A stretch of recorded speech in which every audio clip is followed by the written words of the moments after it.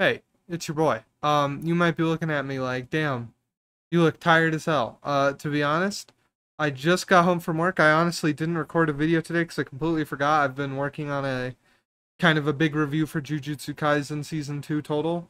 Um, so I kind of spaced a video today, so I guess I'm just gonna throw something together. And you know what I've decided to throw together is another absolute banger. It's an Overwatch 2 video, baby. Except to be fair, this one is something I'm planning on doing more with, just not right now.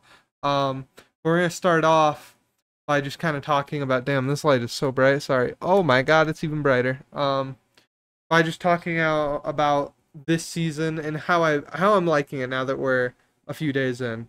So, honestly, we've got a lot. So we got the new hero. We're just gonna start with the thing that the first thing that comes to everyone's. She's broken, but that's okay. I don't really mind. She's not like incredibly broken to the point where I'm not able to have fun, and she's just kind of like, I don't know. My only real problem with her is, damn, does it feel like DPS at this point are getting or supports are getting very like strong, like way stronger than every other role. And I know that's, people get mad about that. But this is coming from somebody who plays a lot of tank, and then second most played is absolutely healer. It probably honestly goes Reinhardt, because I just love playing Reinhardt, and then it goes the entire support cast, then the next tank. That's how much I play.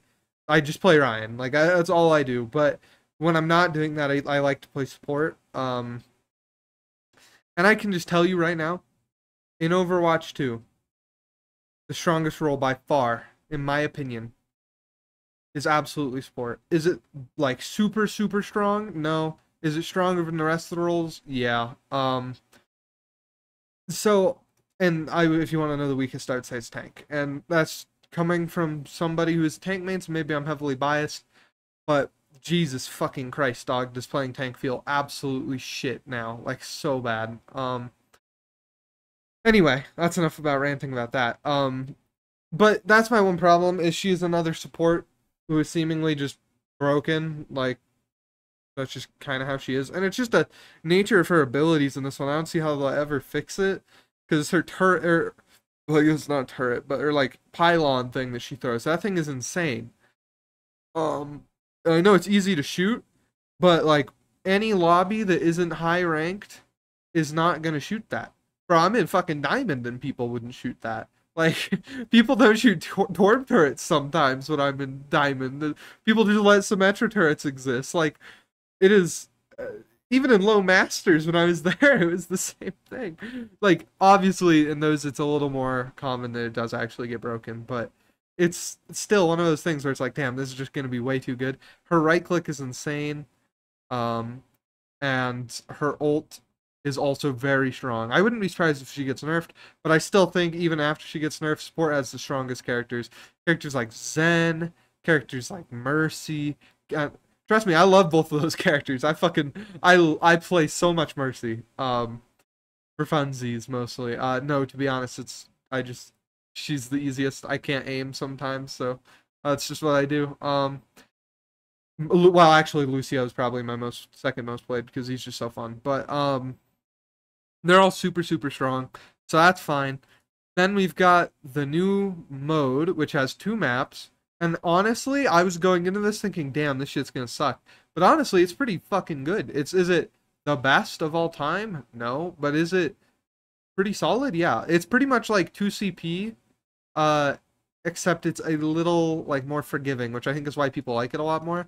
I would love to see a lot of the 2CP maps completely remade for this mode, like Hanamura and Temple of Anubis and Volskaya. Like I feel like those would be perfect contenders.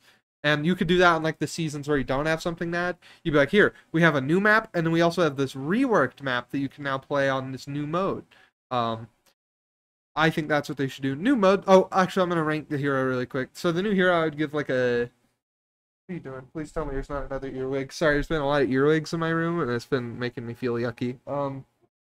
New hero, I would give like an 8. She's pretty fun. She's a little broken, but that's all right.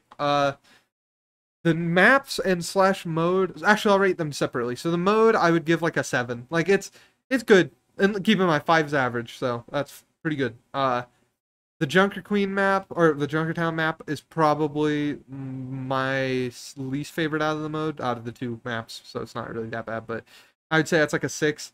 I would say the other map is like an 8. It actually is really interesting. In different. We've also we got the new hero progression, which that is honestly fine. I feel very conflicted on it because like all of my Reinhardt hours mean nothing, which is kind of upsetting. I was really hoping I would get like a fat boost. Like I understand at least now there's something to work for those people who have played like every single character, but I would have loved to have my Reinhardt stuff like maxed out so I can just automatically have all that stuff because I do play Ryan and then start working on everybody and getting everybody max level. Um but you know, it is what it is. But that progression is actually decent.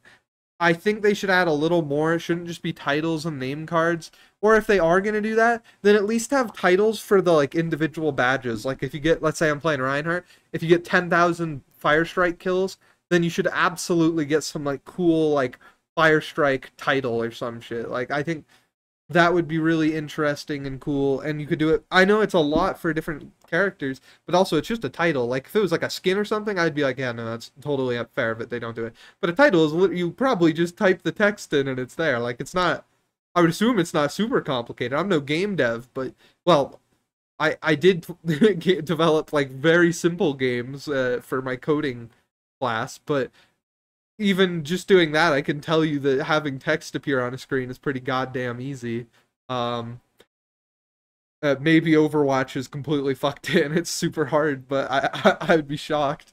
Um, but the hero progression system is pretty fun. I actually do kind of want to start a series where it's just me trying to get 100% on everything on the hero. I think that would be really fun and do it through the entire character. But also, that's I'm really not sure on that because that requires a lot of Overwatch, and I'm not sure if I've got that in me. Um, and then the final thing that I'm going to talk about, because the rest of it, I honestly, it's either not out or I don't care. Well, I guess I should probably talk about the Battle Pass as well. We'll do the Battle Pass really quick then, too. The Battle Pass is fine. I like that this one actually kind of has a theme, finally. I was getting, like, obviously, the other ones had themes, but it was like, there was like 3 skins of them. And I guess the last one had a pretty consistent theme, but I just don't like that theme, I guess. This one was kind of cool because it was lore based in Overwatch and it's a cool theme. Are the skins my favorite? No.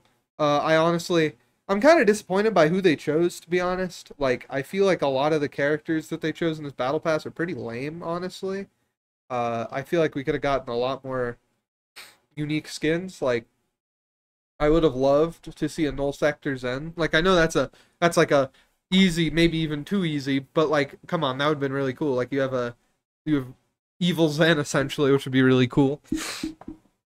Um, and there would have been a lot more. For tank, I probably would have given it to like, I guess Roadhog does have a skin already, but I would have probably given him the.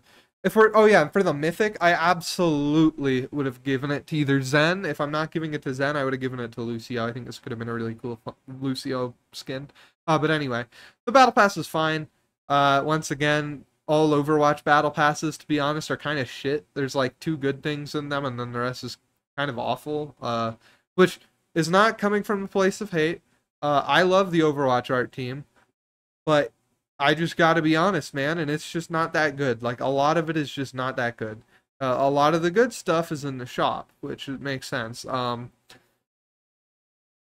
Pass, I'd give like a 6. It's probably honestly my favorite Battle Pass was still the very first one, and it is literally just because the Genji Mythic is so fucking good. Also, a thing I really don't like is we've already downscaled the Mythics. This Mythic also, you can't customize the like head and the armor on the body. They're linked together, and I really don't like that.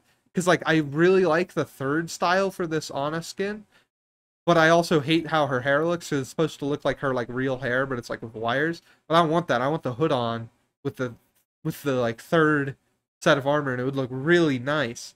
But I can't do that because they already got rid of a lot of the customization. And then so finally, We're gonna talk about the PvE. It's gonna be pretty short. I have a full video talking about PvE at some point coming out.